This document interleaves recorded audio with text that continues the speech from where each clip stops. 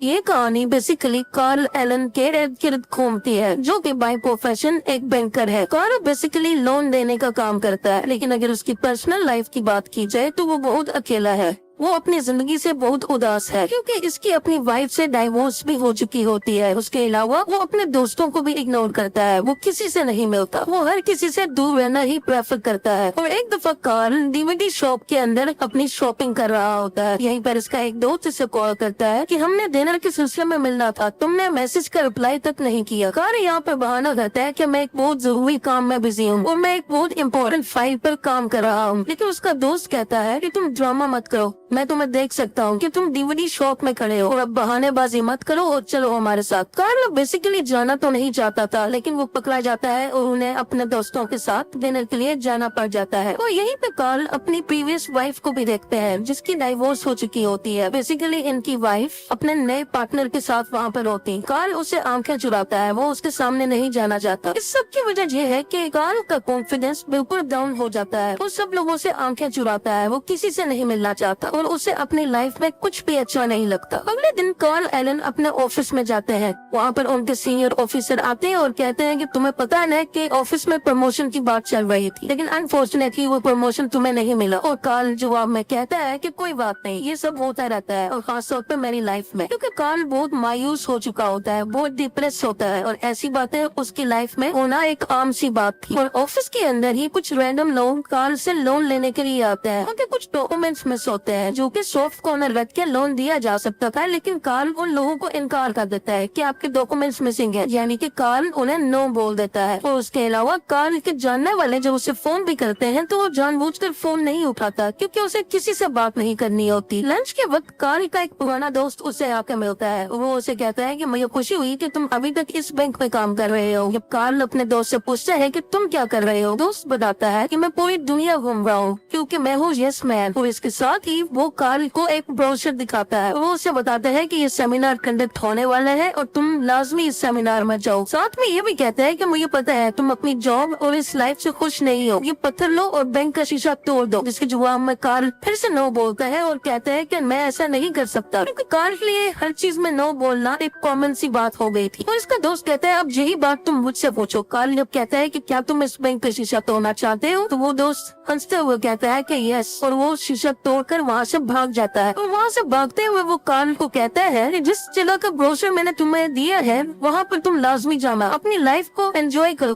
तो अपनी जिंदगी को जियो, लाइफ एक बार ही मिलती है। असल में अब तक की बात की जाए तो कार्ल की जिंदगी में सबसे ज्यादा लफ्ज इस्तेमाल होने वाला नो है, यानी वो हर चीज में नो बोलता है। इसी वजह से उसने लोन रिजेक्ट किया, इसी वजह से अपने दोस्तों को झूठ बोला, और भी बहुत सी बातों में वो नो का इस्तेमाल करता है। लेकिन अब भी कार्ल अपनी प्रीवियस वाइफ को मिस किया करता है, और यहाँ पर वो अपनी वाइफ को कॉल करता है और उसको बताता है कि मैं तुम्हें मिस कर रहा हूँ। लेकिन उसकी एक्स वाइफ कहती है कि मैं अपने पार्टनर के साथ कहीं बाहर जा रही हूँ, और कार्ल मुस्कुराते हुए कहता है कि हाँ तुम्हें जाना चाहिए, तुम्हारी जिंदगी है। और फोन डिस्कनेक्ट हो जाता है। इवन हम अब ये भी देखते हैं कि उसके बहुत अच्छे दोस्त की एंगेजमेंट पार्टी होती है और वो उसकी एंगेजमेंट सेरेमनी में भी नहीं जाता। और उसका दोस्त उससे शिकायत करता है कि अगर तुम खुद को नहीं बदलोगे तो ऐसा नहीं चलेगा और मैं तुमसे कभी बात नहीं करूंगा। वो दोस्त कार्ल से नाराज हो जाता है और वहाँ से चला जाता है। कार्ल सोचता है कि उस सेमिनार में जाने में हर्ज नहीं है, और वो उस सेमिनार में पहुँच जाता है। इस सेमिनार का नाम यस सेमिनार होता है, और यहीं पर उसका वो दोस्त भी मिलता है जिसने उसको ब्रोशर दिया था कार्ल के बैंक के सामने। अब इस सेमिनार में हम मोटिवेशनल स्पीकर को देखते हैं, जो कि सब लोगों से पूछते हैं कि इस सेमिनार में पहली दफा कौन आया है। कार्ल का दोस्त उसकी तरफ इशारा करते हुए कहता है कि ये मेरा दोस्त है और ये पहली दफा आया है। इस चीज को देखते हुए मोटिवेशनल स्पीकर कार्ल को कहते हैं कि कम ऑन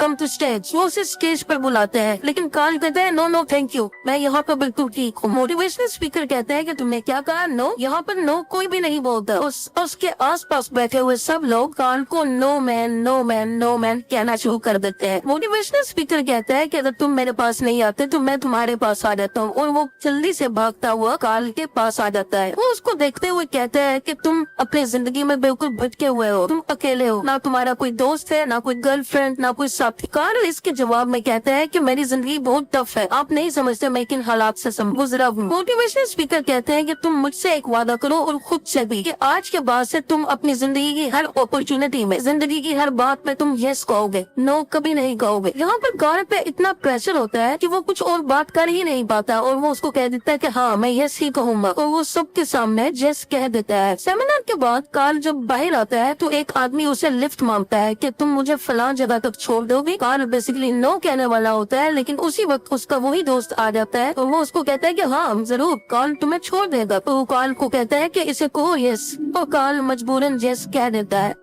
सफर के दरमियान वो लिफ्ट लेने वाला आदमी कार्ल को कहता है कि क्या तुम्हारे पास फोन है, मैं वो इस्तेमाल कर सकता हूँ। कार्ल उसे भी यस कह देता है और वो फोन पर लंबी लंबी कॉल्स करने लगता है। थोड़ी देर में उसकी जगह आ जाती है जहाँ पर उसने उतरना था। वो उसे कहता है क्या तुम्हारे पास कुछ पैसे हैं। अब कार्ल नो बोलना चाहता है, लेकिन वो सेमिनार की वजह से कहता है कि ओके मैं तुम्हें पैसे दे लेता हूँ, यानी कि वो यस करता है और वो उसे अपने सारे पैसे भी दे देता है। उस शख्स को छोड़ के कार्ल अपने घर की तरफ चल पड़ता है। रास्ते में उसकी गाड़ी खराब हो जाती है। अब ना तो उसके पास पैसे हैं क्योंकि वो सारे पैसे उस बंदे को दे चुका था, उसके अलावा उसकी फोन की बैटरी भी डेड हो जाती है क्योंकि वही शख्स बहुत लंबी कॉल्स कर रहा था जिसकी वजह से बैटरी डेड हो चुकी है। कार यहाँ से पैदल नियरेस्ट पेट्रोल पंप के पास जाता है और अपना क्रेडिट कार्ड स्वाइप कर एक खाली डब्बे में पेट्रोल भर रहा होता है ताकि वो उस पेट्रोल को ले जाए और गाड़ी में डालकर अपने घर जा सके। लेकिन पेट्रोल भरते हुए वहाँ पर एक लड़की आती है। वो लड़की बाइक पर बैठे हुए कार की फोटो खींच लेती है। वो उसे मुस्कुराते हुए कहती है कि शायद तुम्हारी गाड़ी का पेट्रोल खत्म हो गया, अगर तुम्हें मुनासिब लगे तो मैं तुम्हें छोड़ सकती हूँ तुम्हारी कार तक। और कार्ल कहता है यस, और वो उसकी बाइक पर बैठकर अपनी गाड़ी तक पहुँच जाता है। बेसिकली इस लड़की का नाम एलिसन है। एलिसन मजीद कार्ल से पूछती है कि क्या तुम ठीक हो। कार्ल अपने मुंह में बोलते हुए ये कहता है कि हाँ मैं ठीक हूँ, बस मुझे एक किस चाहिए। बेसिकली वो अपने मुंह में ही बोल रहा होता है, वो ऊंची आवाज में नहीं कहता, लेकिन इसकी ये बात ये लड़की एलिसन सुन लेती है और वो उसके चेहरे पे किस करके वहाँ से चली जाती है। और कार्ल इस चीज को देख के बहुत खुश हो जाता है और वो ये सोचने लगता है कि ये सब कुछ जो हुआ सिर्फ यस बोलने की वजह से हुआ, क्योंकि अगर मैं उस भिखारी को लिफ्ट ना देता तो ये सब कुछ ना होता, ना ही ये लड़की मिलती। तो कार्ल ये फैसला कर लेता है कि मुझे अब हर चीज में यस ही बोलना है। अभी ये वो बातें सोच ही रहे होता है कि उसके बॉस की कॉल आ जाती है। ये दिन सैटरडे का होता है जो कि छुट्टी का दिन है, लेकिन उसका बॉस कहता है कि ऑफिस में कुछ काम है, क्या तुम आ सकते हो। और कार्ल कहता है कि यस, तो वो अपने ऑफिस में पहुंच जाता है। ऑफिस के अंदर एक औरत आती है जो कार्ल को बताती है कि मैं एक छोटा सा केक बनाने का बिजनेस करती हूँ, पर मुझे अपने बिजनेस के एक्सपेंशन के लिए कुछ लोन चाहिए। हालांकि इनका बैंक छोटे लोन्स नहीं दिया करता, लेकिन कार्ल ने फैसला कर लिया होता है कि वो हर चीज पर यस बोलेगा और नो से दूर रहेगा। और उस औरत की बात को सुनते हुए उसका लोन एक्सेप्ट कर लेता है, यानी कि उसको लोन दे देता है। इसके अलावा वो अपने पुराने दोस्तों से भी मिलने जाता है। वो उन्हें बताता है कि मैं अपनी जिंदगी में चेंज लेके आ गया हूँ, अब मैं हर चीज को यस कहता हूँ और मैं काफी अच्छा फर्क सी कर रहा हूँ। और इस चीज का फायदा उठाते हुए उसका दोस्त मजाक में वेट्रेस को बुलाता है और उसको कहता है कि यहाँ पर ड्रिंक्स और खाना लाना बंद मत करना क्योंकि सारा का सारा बिल हमारा दोस्त कार्ल देगा। क्या कार्ल तुम बिल दोगे ना। तो कार्ल कहता है यस। कार्ल यहाँ पर बहुत ड्रिंक करता है और नशे की हालत में बहुत नाचता है, कूदता है और गाता है। उसने लाइफ में ऐसा कभी एंजॉय नहीं किया जैसा कि आज रात वो कर रहा है। नेक्स्ट मॉर्निंग आ जाती है और कार्ल की एक नेबर जो कि एक ओल्ड एज लेडी है वो उसके पास आती है। वो उसे कहती है कि क्या तुम मेरे घर का एक शेल्फ ठीक कर दोगे। कार्ल उसका घर का शेल्फ ठीक करता है, लेकिन उसी दरमियान जी ओल्ड लेडी कार्ल को सेक्सुअली हैरेस करने लगती है। और कार्ल कहता है नो नो ऐसा कुछ नहीं होगा हमारे दरमियान। और कार्ल वहाँ से बाहर भाग आता है,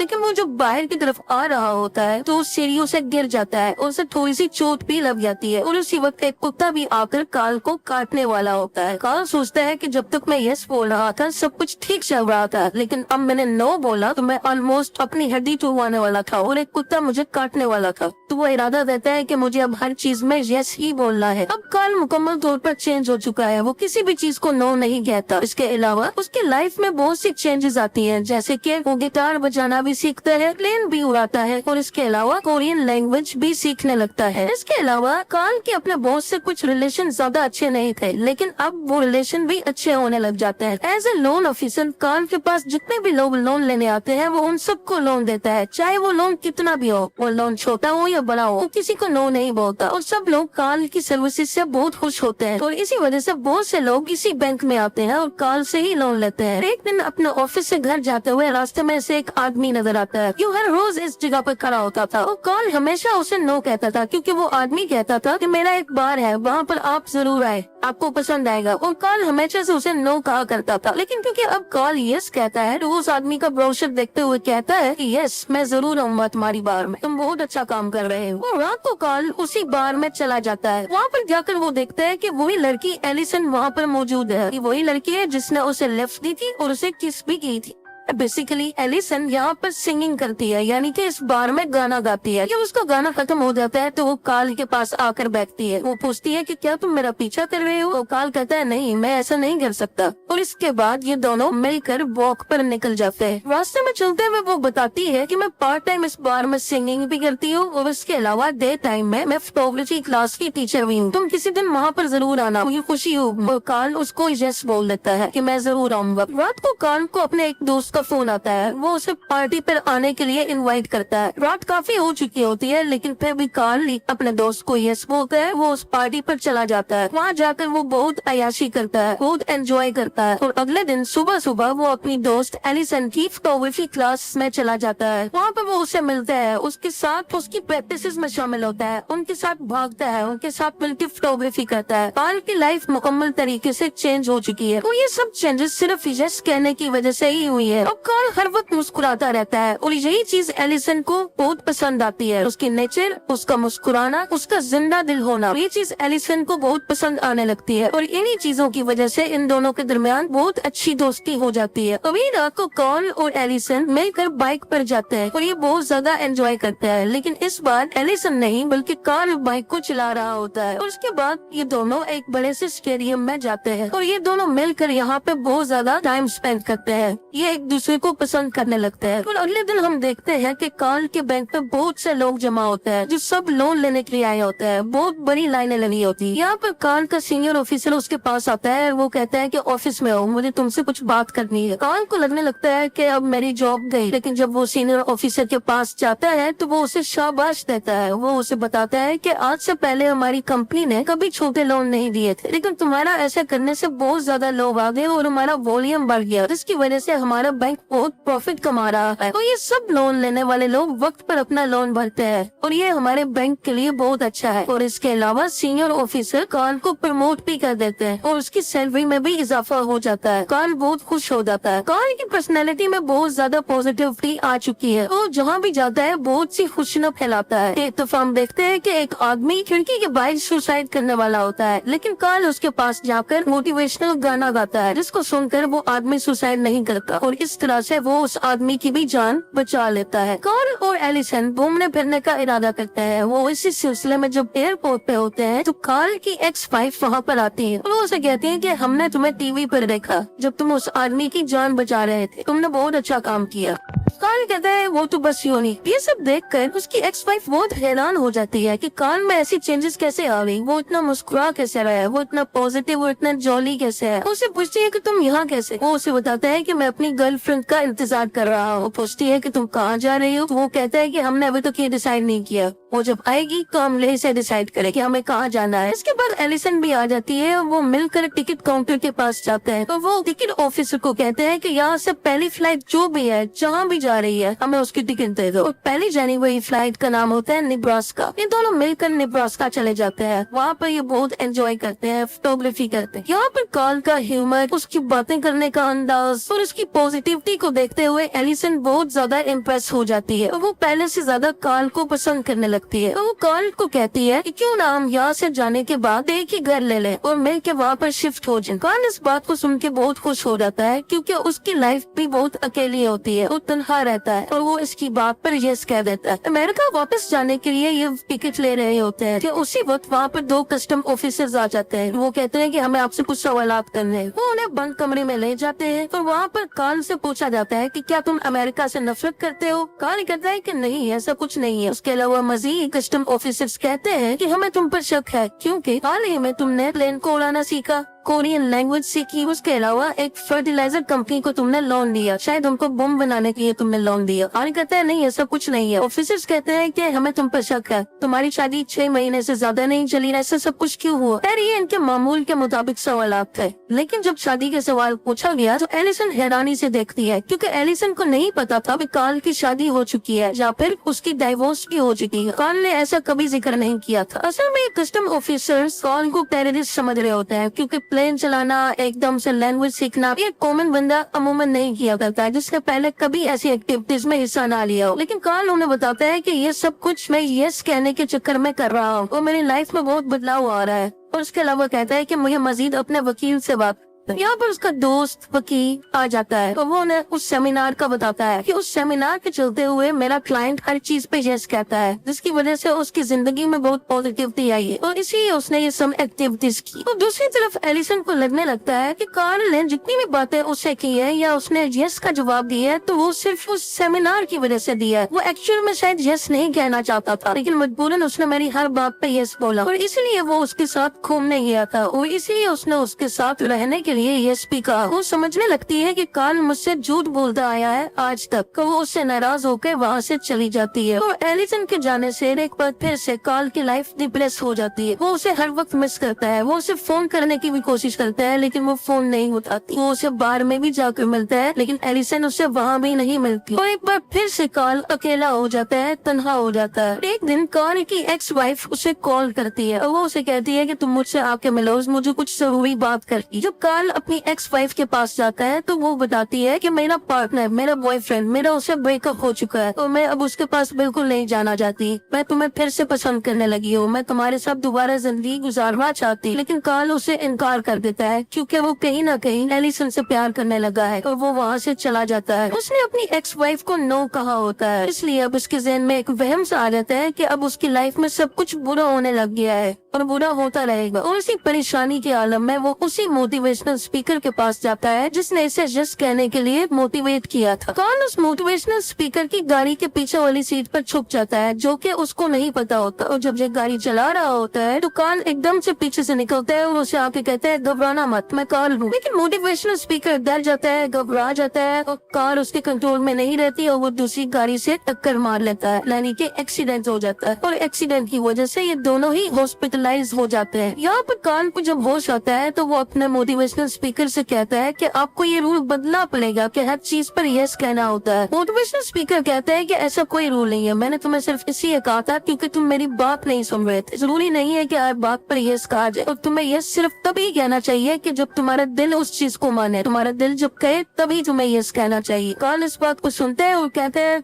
कि अब मैं बिल्कुल समझ चुका हूँ। पर वो अपने दोस्त से टाइम पूछता है और ये टाइम एलिसन की फोटोग्राफी क्लासेस का होता है। और कार्ल फौरन हॉस्पिटल से उसी हुलिये में एलिसन के पास पहुँच जाता है। वो एलिसन से मिलके कहता है कि मैंने आज तक तुम्हें जितनी बार भी यस कहा वो मैंने दिल से कहा था, हमेशा सच बोला था, सिवाय एक चीज को छोड़ के। जब तुमने मुझसे पूछा था कि नेब्रास्का से वापसी पर हम दोनों साथ रहेंगे तो उस वक्त मैंने बगैर कुछ सोचे यस कह दिया था, क्योंकि मैं वहाँ पर काफी हद तक घबरा गया था। ये जिंदगी के बड़े फैसले होते हैं और हमें सोच समझ कर फैसला लेना होता है, इसलिए मैं घबरा गया था और मैंने ये झूठ में यस बोला था। लेकिन मैंने जितने भी यस बोले वो बाकी सब सच थे। एलिसन कहती है कि मुझे कैसे पता चलेगा तुम कौन से यस पे सही कह रहे हो और कौन से यस पे गलत कह रहे हो। बात को बदलते हुए कार्ल कहता है कि अगर मैं ये यस कहना ना शुरू करता तो क्या मैं तुमसे मिलता, और अगर मैं ये ना भी कहता और मैं तुमसे मिल भी जाता तो जैसा मैं पहले था तुम मुझे बिल्कुल पसंद ना करती, बल्कि मुझे कोई भी पसंद नहीं करता। तुम अपनी जिंदगी को बहुत एंजॉय करती हो, तुम जो करना चाहती हो वो तुम करती हो। लेकिन ये बात भी सच है कि मैं तुमसे प्यार करता हूँ और बहुत प्यार करता हूँ, तुम्हें खुश रखूंगा। और एलिसन भी मुस्कुराती है और उसको कार्ल पर यकीन आ जाता है। उसे मुकम्मल यकीन होता है कि कार्ल अब सच में यस कह रहा है, वो सच में उसे प्यार करने लगा है। और दोनों एक दूसरे को गले लगा लेते हैं और इस मूवी की हैप्पी एंडिंग हो जाती है।